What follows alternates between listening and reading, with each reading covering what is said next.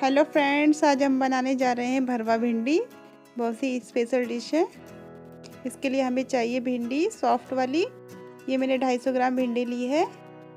इसका हमें ऊपर से ये काट लेना है और इसमें बीच से चाकू की हेल्प से चीरा लगाना है। पूरी भिंडी नहीं काटनी है, बस एक चीरा लगाना है बीच में, इस तरह से। देखिए फ्रेंड्स, इस तरह से हमें चाकू की हेल्प से बीच में चीरा लगाना है। ये हमने सारी भिंडी काट ली है। अब हमें इसमें मसाला भरना है। तो हमने ये 2 चम्मच धनिया पाउडर लिया है, 1 चम्मच हमने जीरा पाउडर लिया है, अमचूर लिया है 1 चम्मच, और थोड़ा सा हमने और डाला है खट्टे करने के लिए। नमक स्वाद अनुसार, मिर्च स्वाद अनुसार, हल्दी थोड़ी सी। हमने इसको मिक्स कर लेना है अच्छे से मिक्स कर लेना है हमें पूरे मसाले को। उसके बाद हमने इसमें ऑयल डालना है, सरसों का ऑयल डालना है हमने इसमें 1 चम्मच। ज़्यादा नहीं डालना है, बस 1 चम्मच डालना है, जिससे ये हमारा मसाला बाइंड हो जाए, सूखा नहीं रहे। क्योंकि सूखा मसाला अगर हम भिंडी में भरेंगे तो वो गिर जाएगा सारा। इसलिए हमें इसको थोड़ा सा बाइंड करने के लिए इसमें थोड़ा सा तेल डालना है और अच्छे से मिक्स कर लेना है।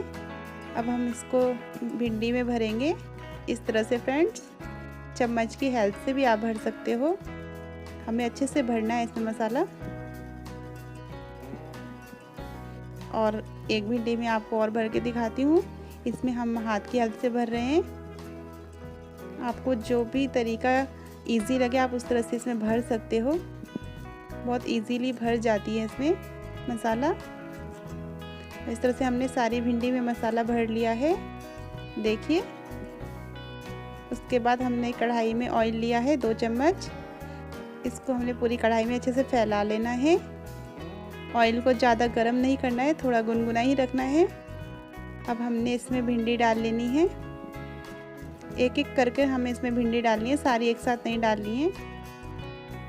एक एक करके हमने इसमें डालती रहना है ऑयल के अंदर। ऑयल को ज़्यादा गर्म नहीं रखना है, नहीं तो हमारी भिंडियाँ जल जाएंगी। अब इसको हमने साइड कर लेना है, भिंडियों को थोड़ा सा ऑयल में। इसके बाद हमने बची हुई भिंडी भी इसमें और ऐड करनी है, एक एक कर इस तरह से। और उसके बाद हमने इसको 1-2 मिनट पकाना है। उसके बाद हमने इसको पलट लेना है, दूसरी साइड से भी पकाना है। पलट कर चम्मच की हेल्प से हम इसको इस तरह से पलट लेंगे और दूसरी साइड से भी हम इसको पका लेंगे अच्छे से। पलटने के बाद ये देखिए फ्रेंड्स, दूसरी साइड से भी अच्छे से पक गई है। अब हम इसे देखेंगे ये भिंडी हमारी अच्छे से कुक हुई है या नहीं। ये फोक की हेल्प से हम इसे देख रहे हैं। ये देखिए, ये हमारी भिंडी अच्छे से पक गई है। अब गैस को ऑफ कर देंगे और ये हमारी भिंडी बनकर रेडी हो चुकी है। आपको मेरी रेसिपी कैसी लगी मुझे कमेंट बॉक्स में बताइए और मेरे चैनल को लाइक और सब्सक्राइब कीजिए। धन्यवाद फ्रेंड्स।